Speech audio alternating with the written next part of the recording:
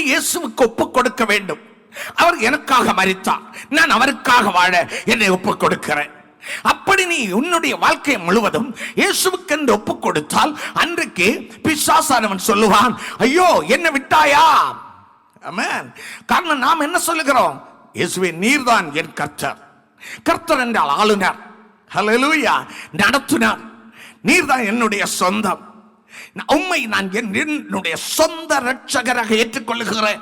ஹல்லேலூயா. பெந்தெகோஸ்தே சர்ச்சில் வந்ததினால மட்டும் போதாது, இயேசுவை சொந்த இரட்சகராக ஏற்றுக்கொள்ளுகிறேன் என்று ஏற்றுக்கொள்ளுகிற ஒரு நாள் உனக்கு இருக்க வேண்டும். அதுதான் உன்னுடைய ரட்சிப்பின் நாள். ஹல்லேலூயா. அல்ல பெந்தெகோஸ்தே சபையில போறோம், அதனால பரலோகத்துக்கு போக முடியவே முடியாது. இயேசுவை சொந்த இரட்சகராக ஏற்றுக்கொண்டிருக்கிறாயா?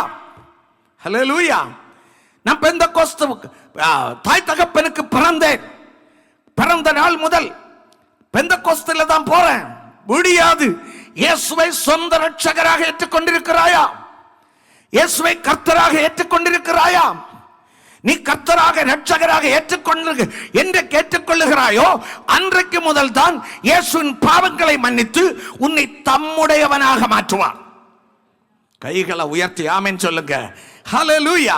அதனால இயேசுவின் வருகையில எடுத்துக்கொள்ளப்பட வேண்டும் என்றால் அந்த ஆமென் இயேசு உயிரை கிரயமாக கொடுத்து ஒரு மீட்பை உண்டாக்கி வைத்திருக்கிறார். அந்த மீட்பை நீங்கள் உங்களுடையதாக மாற்ற வேண்டும். அந்த ரட்சிப்பை நீங்கள் பெற்றுக்கொள்ள வேண்டும். அந்த இயேசுவின் வகையாக நீ மாற வேண்டும். இயேசுவினுடைய சொத்தாக நீ மாற வேண்டும். அதற்கென்று உன்னை ஒப்புக் கொடுத்து, இயேசுவே இன்றைக்கு முதல் நீரே என் கர்த்தர் என்று வாயினாலே அறிக்கையிடணும். அந்த இயேசுவை இரட்சகராக இருதயத்தில் ஏற்றுக்கொள்ள வேண்டும். ஹல்லேலூயா.